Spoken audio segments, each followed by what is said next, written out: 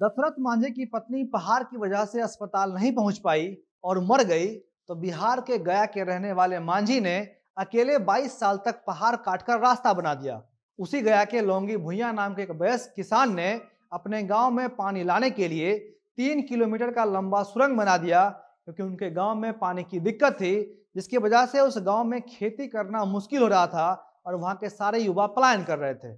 और जब बिहार राजनीतिक दृष्टि से गर्त में जा रहा था, तो जयप्रकाश नारायण नाम के एक शख्स ने छात्र आंदोलन किया और बिहार की राजनीति को नए तरीके से लिख दिया।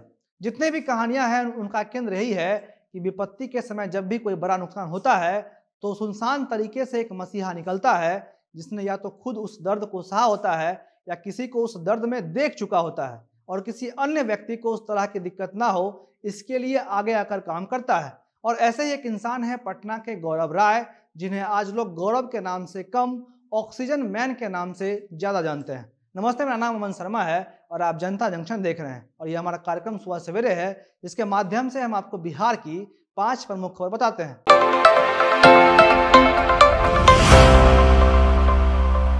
पहली खबर, पटना के रहने वाले गौरव राय को आज से 5 महीना पहले कोरोना हो गया था और कोरोना होने के बाद उनकी हालत काफी गंभीर हो गई थी, जिसके बाद उन्हें पीएमसीएच में भर्ती करवाया गया था, जहां उनके बेड तक ऑक्सीजन का सिलेंडर पहुंचने में काफी दिक्कत हुई। आपको भी याद होगा कि उस समय ऑक्सीजन का सिलेंडर तो छोड़िए, मरीजों को बेड तक नहीं मिल रहा था। उस समय काफी दिक्कत से गौरव के पास सिलेंडर पहुंचा था, तो बेड पर लेटे लेटे गौरव ने लोगों के इस परेशानी को अपना लिया और फिर जब कोरोना से ठीक हुए, तो उन्होंने लोगों तक मुफ्त ऑक्सीजन सिलेंडर पहुंचाने का प्रयास शुरू किया और आज 5 महीने में 800 लोगों की जान गौरव की वजह से बच चुकी है, जबकि 14 लोग उनकी मदद के बावजूद भी नहीं बच सके।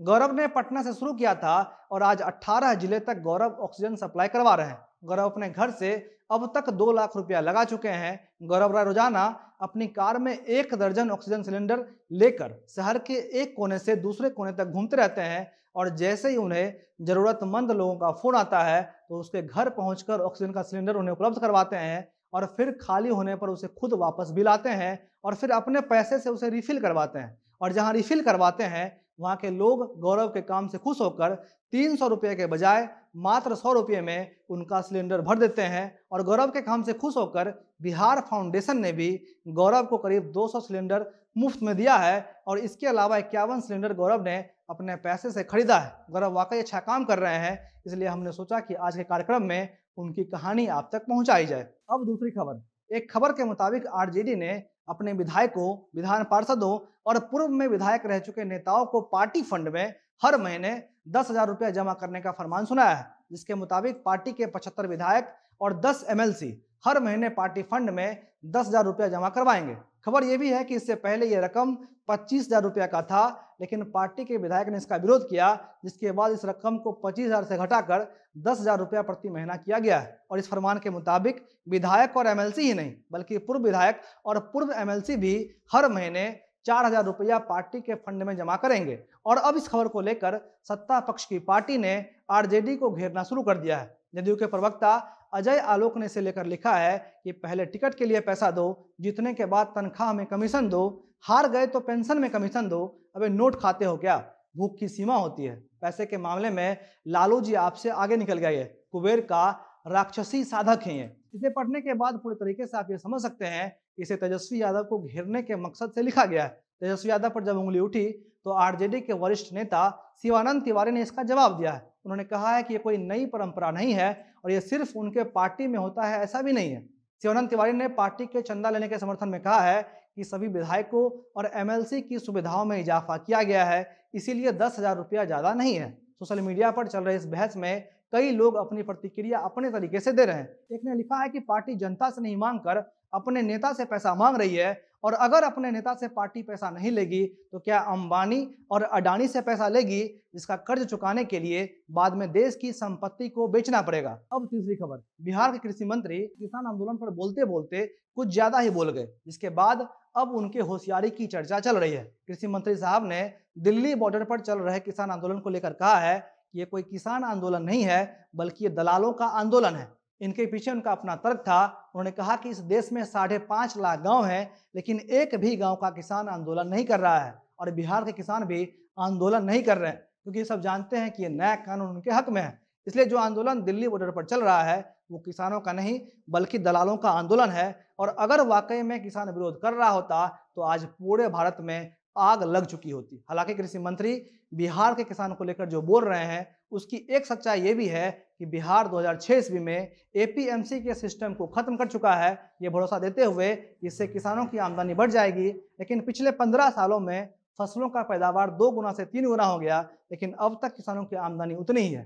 कभी कभी तो किसान अपनी फसल का मूलधन भी नहीं निकाल पाते हैं। कुछ दिन पहले ये खबर आई थी कि भागलपुर के किसान ने अपने गोभी के लहराते हुए फसल पर ट्रैक्टर चलवा दिया था, क्योंकि उगने के बाद भी गोभी मात्र 1 रुपया प्रति किलो में बिक रहा था, जिससे उस फसल का लागत भी नहीं मिल रहा था। हालांकि बाद में जब वीडियो वायरल हो गया तो रविशंकर प्रसाद की मदद से किसान को 10 रुपए किलो का भाव मिला था। लेकिन उन किसानों का क्या जिनकी समस्या सरकार तक नहीं पहुंचती है और बिना मुनाफा के पिछले कई सालों से लगातार वो खेती कर रहे हैं। अगर ऐसा कोई किसान आत्महत्या कर लेता है तो उसका जिम्मेदार कौन होगा? क्या उस वक्त कृषि मंत्री उसके परिवार का मुंह देखकर ये कह सकते हैं कि उसका मरा हुआ किसान किसी और समस्या की वजह से आत्महत्या कर लिया है? जवाब आप सब जानते हैं, इसका जवाब है नहीं। अब चौथी खबर, ये खबर बिहार के बेतिया की है, जहां शादी के मात्र 8 दिन के बाद नई दुल्हन ने अपने पति की गला रेतकर हत्या कर दी। ये घटना बेतिया थाना क्षेत्र के मलाही टोला की है और यह हत्या क्यों हुई है इसे लेकर अब तक कुछ स्पष्ट नहीं है। लेकिन अपडेट के मुताबिक पुलिस महिला को हिरासत में लेकर उससे पूछताछ कर रही है। पूरी कहानी शुरू होती है 13 दिसंबर से, जब बेतिया के रहने वाले श्याम शाह की शादी धूमधाम से हुई थी। शादी के बाद दंपत्ति खुशी से जी रहे थे, लेकिन फिर अचानक रविवार की सुबह जब श्याम की मां अपने बेटे को जगाने के लिए उसके बेडरूम में जाती है तो उसके बेटे का शव खून से लथपथ उसके कमरे में पड़ा हुआ था। और सास को जैसे इस बात का पता चलता है तो लड़की वहां से निकलकर भागने लगती है। इसके बाद ग्रामीणों ने उसे पकड़ लिया और इसकी सूचना पुलिस को दी गई। पुलिस सूचना पाकर वहां पहुंचती है और लाश को कब्जे में लेकर पोस्टमार्टम के लिए भेजा जाता है। इसके साथ ही महिला को भी हिरासत में लिया गया है और उससे पूछताछ चल रही है। लेकिन क्या हुआ कि अचानक सिर्फ 8 दिन में दुल्हन ने अपने पति की इतनी निर्मम हत्या कर दी? इसका जवाब अब भी पुलिस ढूंढ रही है। अब अंतिम और 5वीं खबर, पिछले कुछ दिनों से बिहार का मौसम खराब चल रहा है। ठंड काफी बढ़ गई है और आने वाले समय में मौसम के और खराब होने की आशंका है। इसे देखते हुए पटना मौसम विज्ञान केंद्र के वैज्ञानिक आनंद शंकर ने कहा है कि आने वाले दिनों में राज्य में ठंड और बढ़ेगा। इसलिए ठंड से बचाव के लिए पटना में कई जगहों पर अलाव की व्यवस्था की गई है। ठंड बढ़ने की वजह यह है कि उत्तर भारत में पहाड़ों पर काफी बर्फबारी हो रही है, जिसका प्रभाव बिहार पर भी पड़ा है। और अब तक की बात की जाए तो इस साल का सबसे न्यूनतम तापमान 6 डिग्री रिकॉर्ड हुआ है, जबकि शनिवार और रविवार को यह तापमान 7 था।